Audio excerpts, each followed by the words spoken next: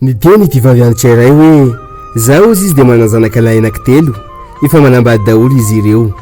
Indray andro dia nanapa-kevitra mba hamanga ny zanakalahy matoa ka natory tany aho. Rehefa tonga ny maraina fotoana salatul fajr dia nangaviako ilay vinandivaviko mba hitondra rano ahy hanaovako wudu. Rehefa vita ny solako dia naliko teo ambony fandriana ny ambony rano avy nampiasaiko.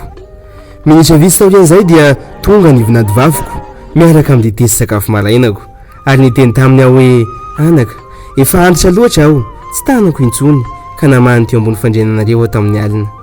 Rehefa nahin'izany ilay vinandivavy dia tesitra sy niakatra mafy ary namoaka teny tsy voahevitra ary nitrerina ilay rafozany hoe esolo lamba io ary sasao. Nangina tsy niteny ilay vavy antitra ary nosasany ilay lamba avy eo izy lasanody. Ny ampisin'iny dia nakany amin'ilay zanako faharoa aho hozy izy ary rehefa maraina ny andro dia nataoko indray ilay zavatra nataoko tany amin'ilay vinandiko vavy. Tesitra sy nampiaka-peo koa ilay vinandiko faharoa nanivativa sy nitabataba ay teo imasin'ny vadiny. Nangatadalana ao avy eo nody ary nakany amin'ilay zanako fahalalay. Rehefa tonga tany aho dia nandray ay tsara ny vinandiko vavy ary natory tany aho. Ny maraina vita salatul fajr dia naveriko indray ny zavatra nataoko tany amin'ireo vinandiko anankiroa.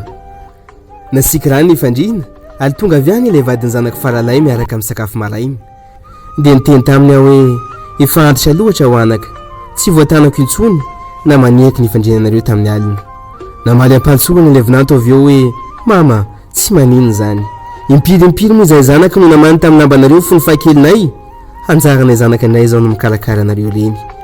Ary nalainy ilay lamba-pandriana avy eo ary nosasany.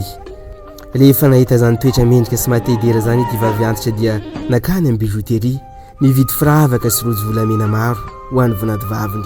Avy eo dia nantsony tao an-tranony daholo ireo zanantely miaraka amin'ny vadin'izy ireo ary notantarainy teo fa rano natopany teo ambony fandriana fa tsy hamany akory. Ary natolona ilay vinanto avy amin'ny fahalalaina avy eo ilay firavaka volamena. Avy eo dia niteny izy hoe ity zanako izay afaka ianteheraka rehefa tena antitra aho. Izy no afaka mitaiza ahy mandrapelako eto ambonin'ny tany. Nanenina mafy dia mafy avy eo ireo vinantony roa rehefa naheny izany. فهل جزاء الإحسان إلا الإحسان